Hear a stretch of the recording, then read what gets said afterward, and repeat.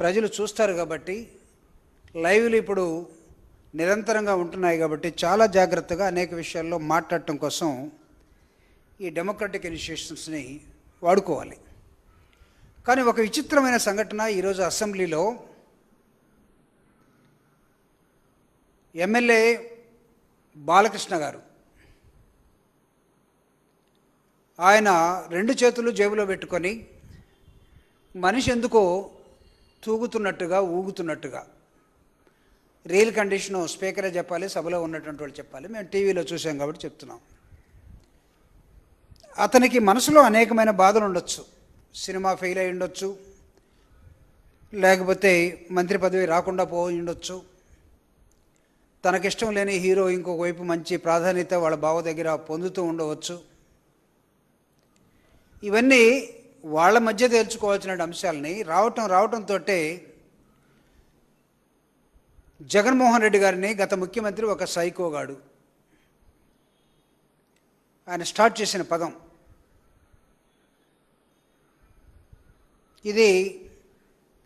సభలో ఉన్నటువంటి వాళ్ళు ఎవరు కూడా దీన్ని ఖండించలేదు, including in the chair Raghuramakrishnaraju garu ఉన్నారు, నవ్వుతున్నాడు ఆయన.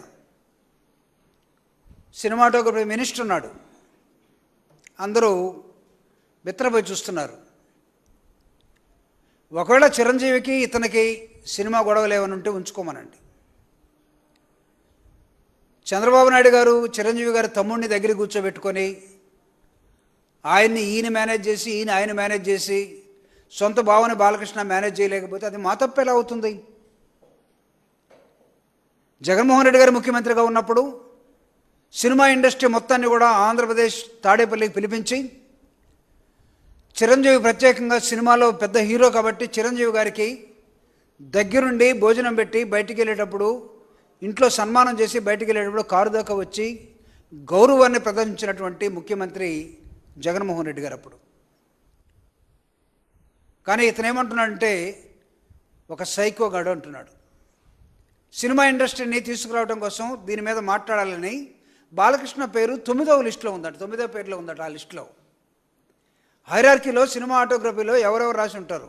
దుర్గేష్ గారిని, కందులు దుర్గేష్ గారిని ఇప్పుడు అడుగుతూ ఉన్నాడు, మీరు చెప్పండి అప్పుడు నా పేరు 9వ లిస్టులో ఉంది అంటే. ఈయన అప్పుడు మినిస్టర్ ఎవరో ఈయనకి అర్థం కావట్లా.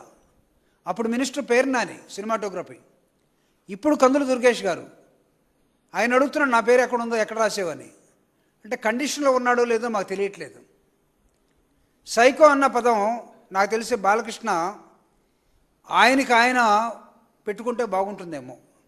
ఎందుకంటే అందరికీ తెలుసు, తన ఇంట్లో రాజశేఖర రెడ్డి గారు ముఖ్యమంత్రిగా ఉన్నప్పుడు బాలకృష్ణ గారి ఇంట్లో జరిగినటువంటి కాల్పుల ఘటన.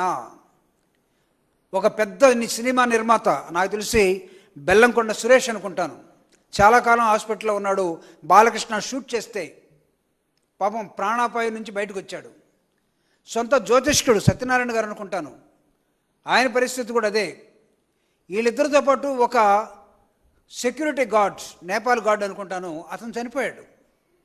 ఆ రోజు ఉన్నటువంటి రాజశేఖర రెడ్డి గారు మానవతావాది కాబట్టి ఎన్టీఆర్ కుటుంబం మొత్తం వచ్చి రాజశేఖర రెడ్డి గారి కాళ్ళ మీద పడితే, ఆ రోజు పురంధరేశ్వరి గారు, బాలకృష్ణ గారు మీ అక్కని అడగండి, మీ అక్కో చెల్లో, ఆ రోజు నీ కండిషన్ ఏంటి?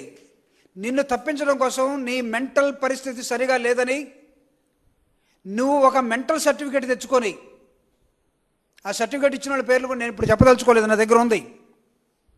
తనకు మెంటల్ స్టెబిలిటీ లేదని, ఇతనికి కాస్త మెంటల్ ఉందని ఒక సర్టిఫికేట్ తెచ్చుకొని బయటపడిపోయావు. రాజశేఖర రెడ్డి గారు ఉత్తముడు కాబట్టి, ఉన్నతుడు కాబట్టి నిన్ను బతికించాడు. రాజశేఖర రెడ్డి గారి ఫోటో ఇంట్లో పెట్టుకొని దండం పెట్టండి. ఆయన కొడుకుని జగన్మోహన్ రెడ్డి గారిని సైకో అంటే నిన్ను కాదు కదా, సినిమాల వరకు తీసుకో, నువ్వు ఎలాంటివాడో తెలుసు. హీరోలు కథ రాసేవాడు ఒకడు, పాటలు పాడేవాడు, రాసేవాడు ఒకడు, పాడేవాడు ఒకడు, ఫోటోగ్రఫీ తీసేవాడు ఒకడు. ప్రజలు వాళ్ళు సంపాదించుకున్న డబ్బులతోటి మీలంటే ఆ పనికి మాలిన బ్యాచ్ అంతా కూడా హీరోలు అయిపోయి తర్వాత ఎమ్మెల్యేలు అయిపోయారు. Don't think that you are great. ఎక్కడి నుంచో ఊడిపడావు అనుకోబాకండి. కదిలిస్తే 2 నిమిషాల్లో ఎన్ని బూతులు వస్తాయో మీ నోటి నుంచి తెలుసు. మీరు ప్రజాప్రతినిధులా?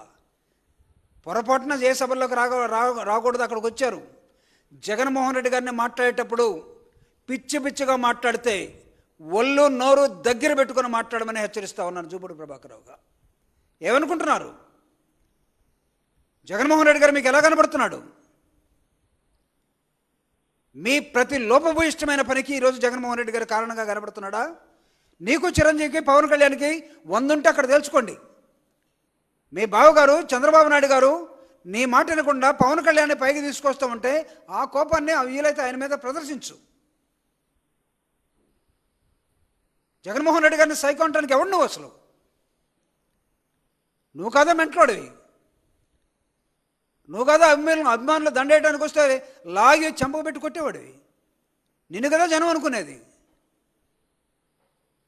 అంటే మీ ఇష్టం వచ్చినట్టు మాట్లాడుకొని ప్రతిపక్ష నాయకుడు, ఈ రాష్ట్ర మాజీ ముఖ్యమంత్రి, ప్రజల్లో హీరో జగన్మోహన్ రెడ్డి గారు గుర్తుపెట్టుకోండి. మీరు ఎవడో రాసిన కథకి, ఎవడో రాసిన పాటలకి, ఎవడో చేసిన మ్యూజిక్కి తైతక్కలాడి అప్పటికప్పుడు హీరోలు అయిపోయినటువంటి చిల్లర బ్యాచ్ మీది. Real hero through the people, from the society ఎదిగినటువంటి వ్యక్తి జగన్మోహన్ రెడ్డి గారు. చిల్లర మాటలు తగ్గించు, ఒళ్ళు నోరు దగ్గర పెట్టుకో. This is warning from YSR Congress party. అతన్ని కంట్రోల్ పెట్టుకోండి మిగతా వాళ్ళు. Thank you very much.